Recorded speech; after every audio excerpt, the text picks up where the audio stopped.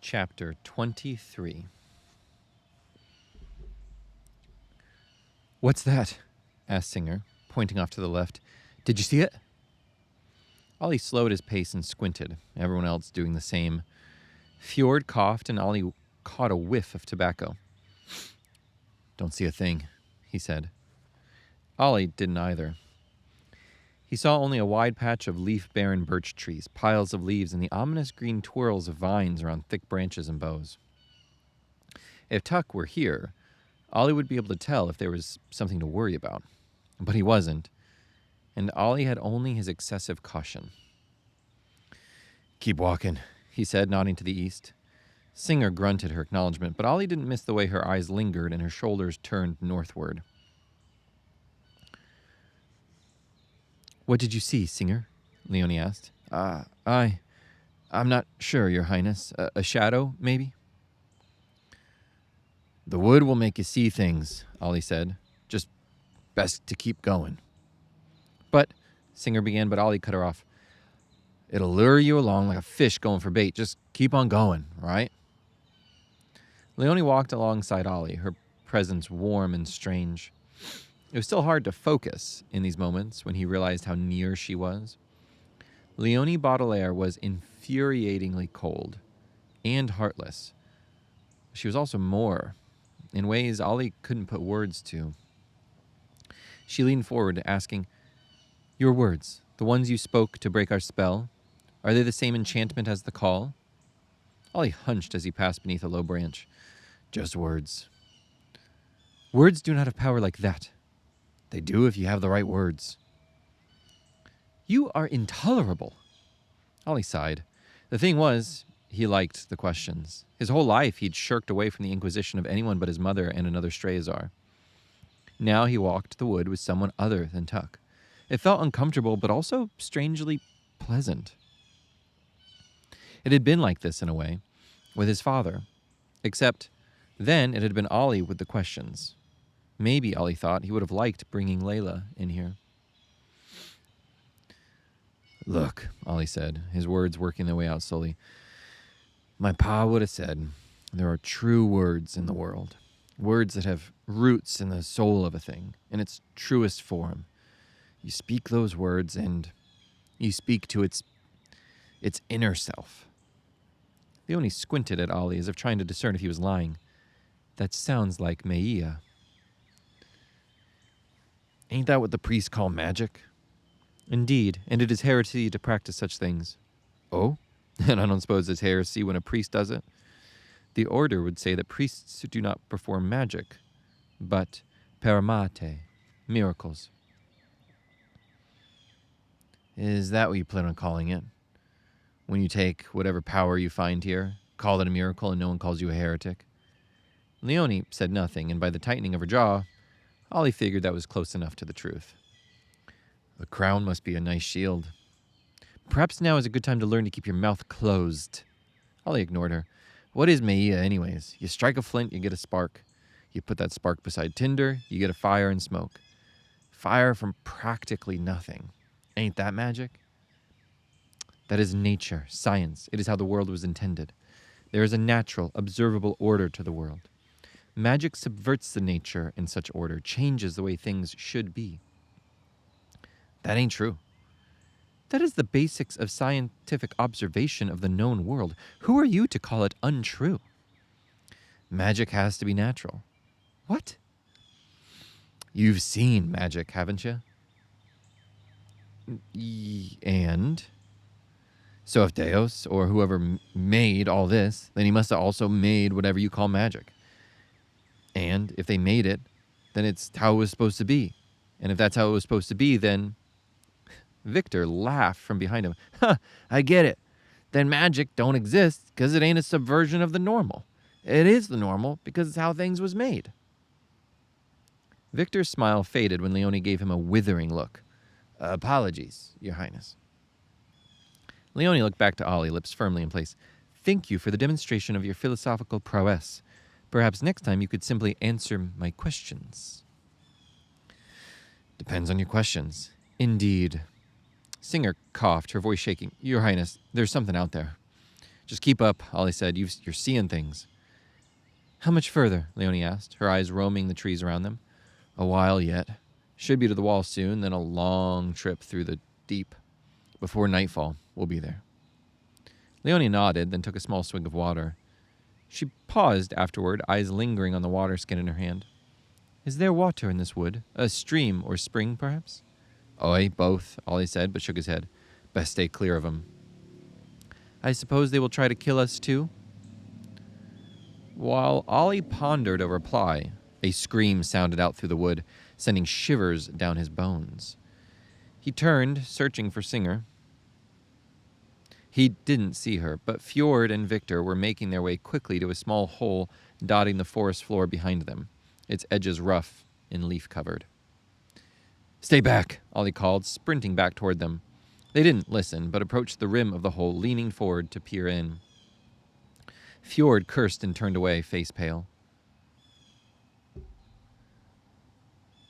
Victor, to his credit, kept his eyes locked on the hole in the ground. Singer, you hear me, girl? Singer, girl. Ollie approached quickly, lowering his bow and looking over the edge. Singer was dead. Her body lay in a crumpled tangle about 7 or 8 paces down, but it wasn't the fall that had killed her. At the bottom of the pit, small as it was, squirmed a mass of thorny vines and writhing snakes. Back up, Ollie said, grabbing Victor as the man leaned forward to call again, yanking it back. Keep moving. She's gone. The princess had caught up, and Ollie felt a sudden urge to stop her from looking over the edge, as if to protect her from the sight of it. He didn't, and the stoic look on her face when she turned from the pit told Ollie that she had seen worse before. Keep moving, she muttered to herself, then turned to Ollie. Keep moving, yes? Any other rules we should know about? Perhaps something about piles of leaves covering up little death pits. Ollie gestured to the wood around him. She shouldn't have been here. I've been keeping us well away from spots like this. Listen, if you wander off, you're dead. Simple as that. Ollie paused and looked up. We best keep moving. Vines are taking an interest. Vines? Leonie looked up, following Ollie's gaze with furrowed eyes. A heartbeat later, her eyes went wide. They move. Aye, and they do more than that. Now, come on.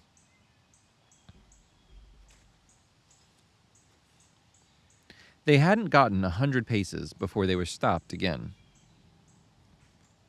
Something's behind us, Fjord said, voice trembling.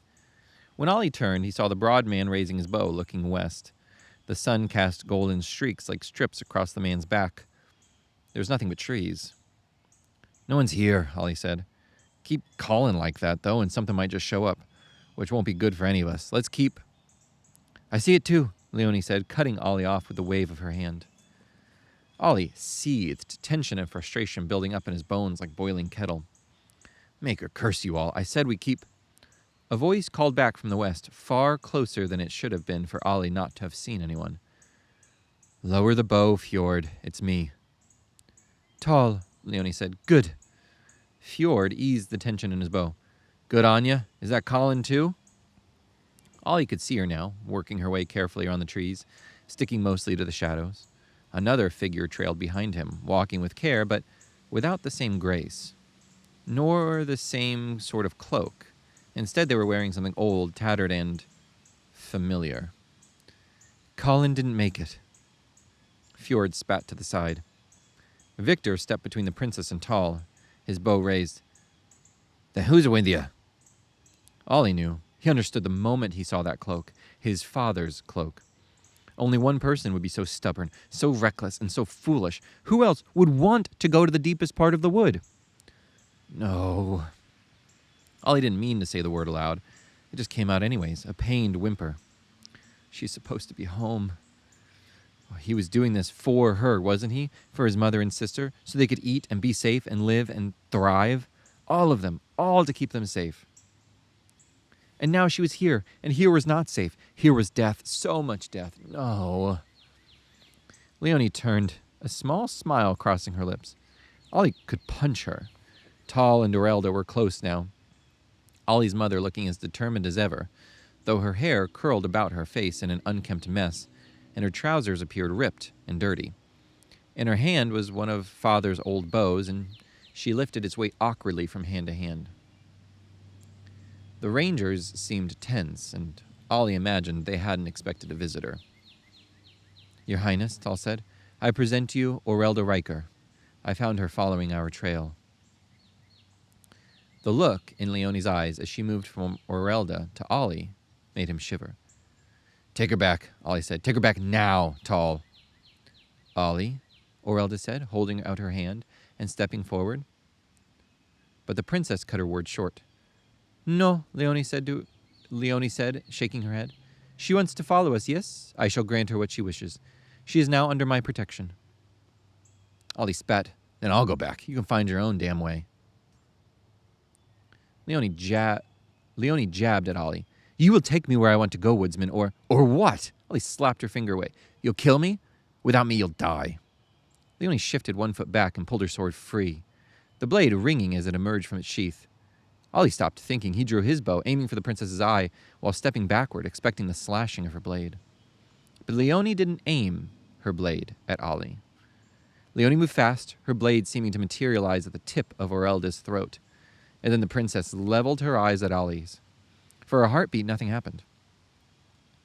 Ollie's arrow pointed at Leonie. Leonie's sword at his mother's throat. Then Fjord and Victor knocked arrows, aiming them at Ollie, while Tal unsheathed her own blade, carefully holding it against the base of Orelda's spine. And they all stayed still.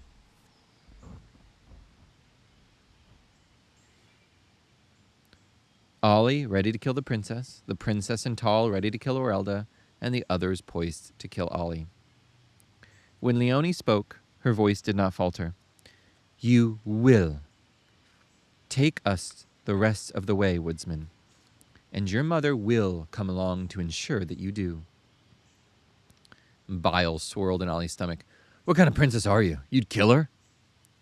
"I'm the kind of princess who sees a bigger picture." Leonie ground out each word between bared teeth. "The kind of princess who has seen thousands of Orelda Rikers burned already and is trying to save tens of thousands more. Can you even fathom so many? Can your mind even grasp the sheer weight of what we are doing here, no?" Each word became a hammer, beating in rhythm with the thump, thump, thud of Ollie's pulse. Leonie didn't stop. "I do not trust you. You are impulsive and short-sighted, ready to leave any one of us for dead. If you had the chance to leave us to die here in this forsaken place, you would you not?" Ollie said nothing, but he could feel the perspiration on his forehead as he worked to keep the bow ready, to keep the bow steady. Leonie only nodded. "And so your mother will stay with us. Your fate will be her fate. If she lives, she lives. If I live, she lives." That's what I meant to say. If I live, she lives. I must get to Star Davna, and I must return with the power to save Trevelar. Your mother's life is not worth the kingdom. Ollie glanced at his mother. She stood still, hands splayed to the side, eyes looking not down at the blade before her, but at her son. Her chest heaved in and out, and she rolled her shoulders back as if to try to avoid the blade's point on her back. "You and your kingdom can be dragged down to Yolasi for all I care," Ollie said. "I just want to be left in peace." "What peace will there be when the Yelmes burn down your homes and pillage your corpses? Think bigger, Ollie. Thinking bigger just gets you killed." "What will it be, Ollie?" Leonie leaned forward, the blade touching Erlda's throat now. "Tell me." Ollie worked his mouth, but said nothing. It was impossible. If he dragged his mother deeper into the wood, she would die. He knew it. He was certain of it. But what other choice did he have? To watch her stabbed through right here? It might be a better end, Ollie thought. An easier end, a quicker end. Oh, he'd seen how his father had died. It wasn't quick or easy. A sword would be better. Something cold touched Ollie's shoulder. It was a slow thing, smelling of earth and weeds and pressed oils. Oh, he knew what it was, and he knew if he could feel it, it was already too late. They wouldn't only be at his shoulder, but his ankles too. Leonie's eyes went wide, and the sword faltered at Erelda's neck. They had stopped moving for far, far too long. "Damn it," Ollie said. and then the vines ripped him off his feet.